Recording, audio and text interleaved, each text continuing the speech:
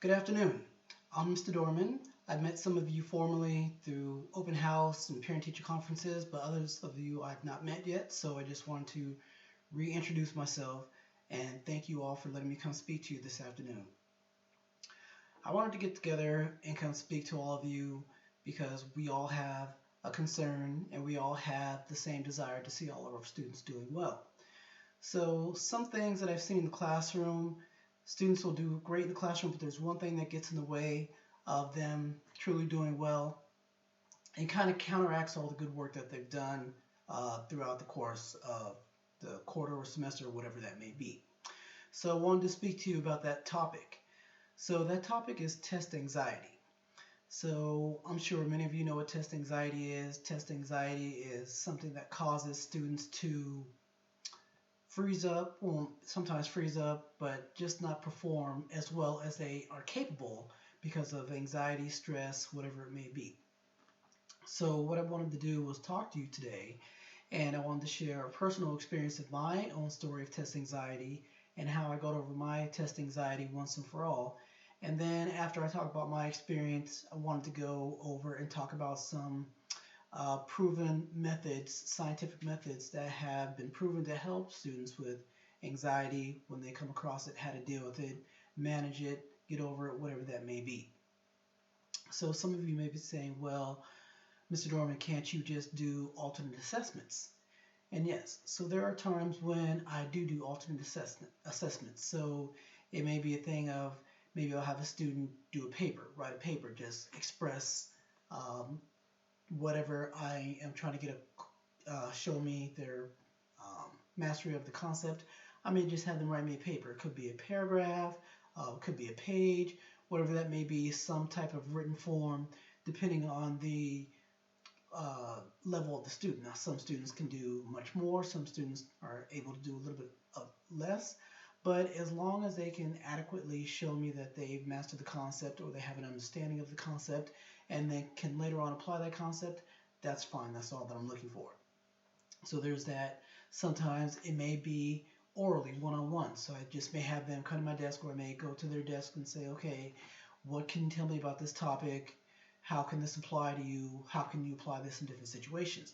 And then let them talk to me and then see by what they say if they have an adequate understanding of the concept. And then there are other things that I can do and have done. Maybe I'll have them draw me something, a picture representing their application or knowledge of it. Maybe they'll do a comic strip, something like that. So there are different ways that I can assess students at different times. Now, the problem with that is at some point in time, they're going to have to take a paper and pen test. There's just no way around that. State assessments, those are done paper and pencil, and despite what some of you may feel about those, there's a reason for that. So it's the most, not adequate way, but it's the best way to get all the students tested at the same time. It's just the most feasible way, the most economic way to do that. So, and then there's some things that, paper and pen tests can tell better than some other types of tests. So that's why they do that. So there may be that. And then after they graduate, they may have an instance where they have to take some paper and pencil type assessment. Maybe they're trying to get into some law academy. I know some law academies will have, the physical portion, but then you also have a written portion. So there are going to be times when they're going to have to take a pencil and paper test, and they'll just have to do the best that they can and show their knowledge of whatever subject matter may be, do that way. So I wanted to start out by talking to you about my own story of test anxiety, how I got over my test anxiety, and then talk about some scientifically proven methods that people have found help students with test anxiety. So my story of test anxiety. So high school, I don't recall having too much anxiety. My most vivid anxiety comes to me from my first semester of college. So I was ending my first semester of college, and I had this course that it was my hardest course. It was a 4-credit course, and it was the end of the semester. And I had a B or an A in the course, and I wanted to keep that B or an A. So I was studying very hard. But as I was studying, I was so stressed about keeping my B or an A and not doing well and all that work going out the window, that the information that I was studying, I couldn't retain it. So I'd study it, and then I'd be so stressed about doing well and passing the test that everything that I studied, when I tried to recall it, even a few minutes later, it just wasn't there, and I was just struggling with that. So I tried a couple things. I tried to talk to some people about their test anxiety, how they dealt with it, friends and um, yeah, other adults, professors, and I did some research. Tried to look up some different things and see how different people had dealt with anxiety. The things that I was finding through my reading and talking to people just wasn't working for me, and I had to figure out a way to get over this. So what I did was, and it sounds, kind of cliche, kind of corny, I just said, you know what? You have to do well on this test. So here's the deal. You're going to study, you're going to prepare as well as you can prepare, and whatever happens, happens. Stressing about doing well or not doing well is not going to make you do any better on the test. So you're going to prepare, study, be as prepared as you can be, and that's going to have to be it. And like I said, it sounds silly or corny, cliche, but that worked.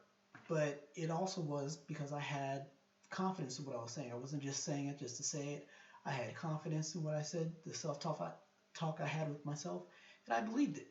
And that helped a great deal. So I studied, and like I said, I had that talk with myself. I was comfortable with how I prepared, how much I had prepared. I went in on the test and did well. And from that point on, I haven't had that test anxiety that was just crippling and interfering with what I was actually trying to do.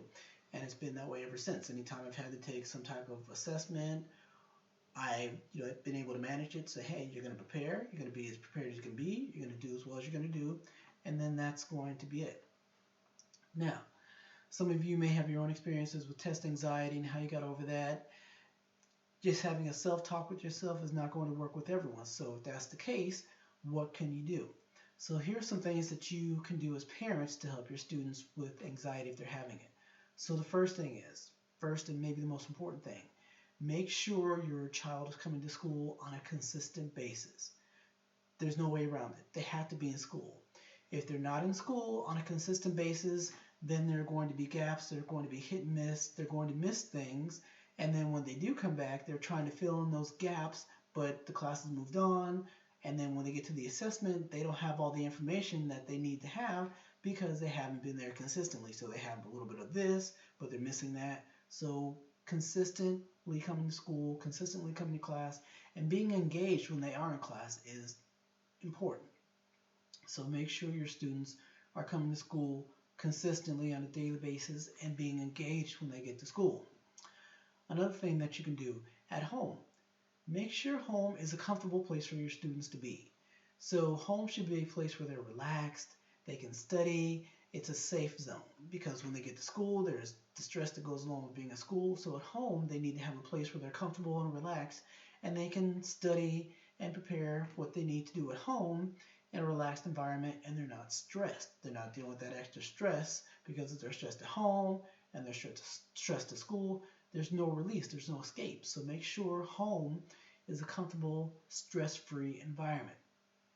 Another thing that you can do, talk to teachers, talk to administrators, talk to counselors, talk to different school personnel that you feel may be able to help you. So if you feel your child just needs someone to talk to, have them talk to a counselor. A counselor can talk to them in a relaxed environment, different from what a teacher can do.